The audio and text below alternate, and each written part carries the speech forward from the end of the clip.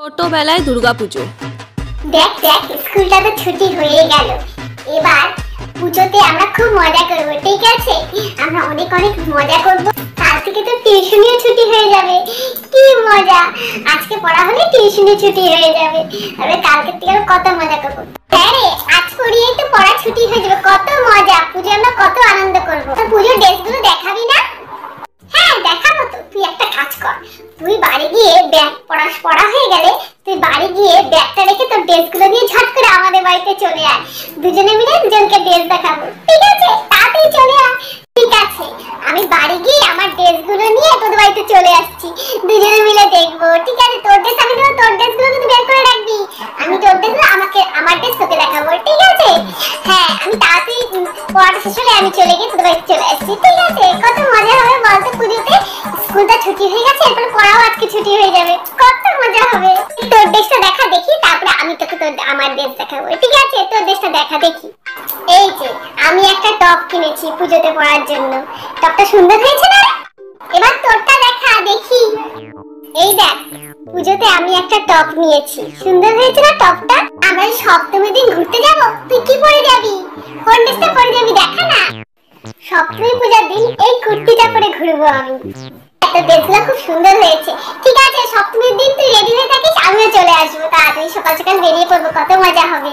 ঠিক আছে, এখন যাই তাহলে। হ্যাঁ, খুব মজা হবে না বল?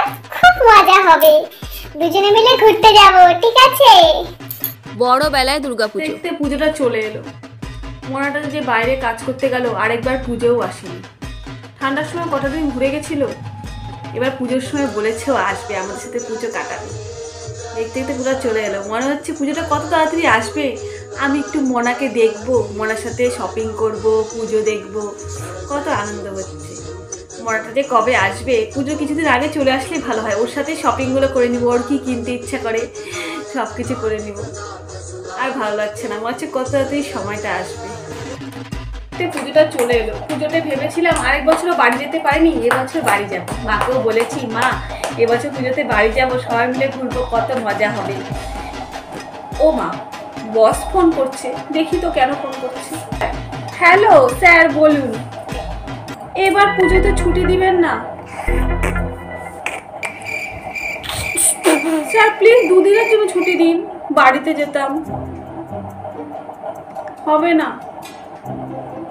ঠিক আছে, মাকে ফোন করে জানিয়ে দিই। মা তো খুব আশা করে বসে আছে পুজোতে আমি যাব, যাওয়াই হবে না। মাকে ফোন করে জানিয়ে দিই।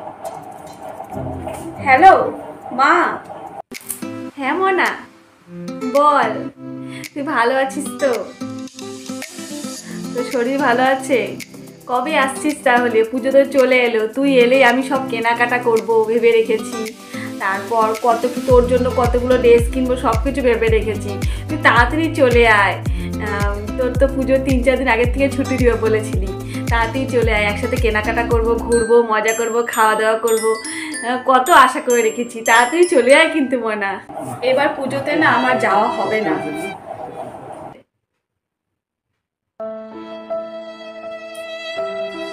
আসতে পারবি না? ছুটি পাসনি?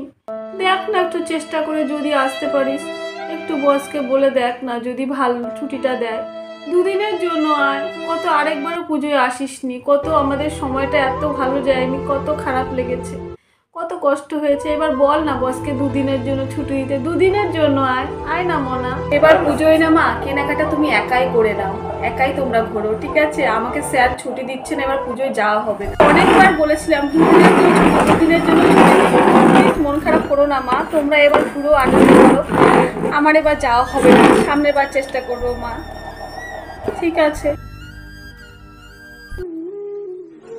পারবি না?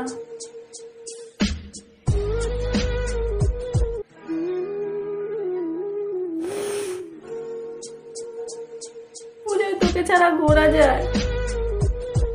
আরেকবারও একা একা কোনো ঠাকুরই দেখিনি, বাড়িতেই সারাদিন কাটালাম।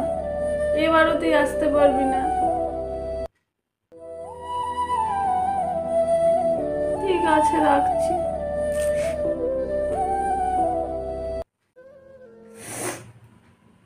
মনাটা চাকরি পাওয়ার পর থেকে বাইরে পুজোয় মাত্র 2 বছর এসেছিল, তারপর থেকে আর আসে না। সামনের বছরও আসেনি, এবছর ভেবেছিলাম বলেছিল ছুটি দিবে, মা আছে এবছর আসবো তোমাদের সাথে পুজোয় আনন্দ করবো, কিন্তু মনে বলে এবছরও ছুটি পাবে না, পুজোয় আসতে পারবে না। মনটা সব ভেঙে চলে গেল, ভালো লাগে না।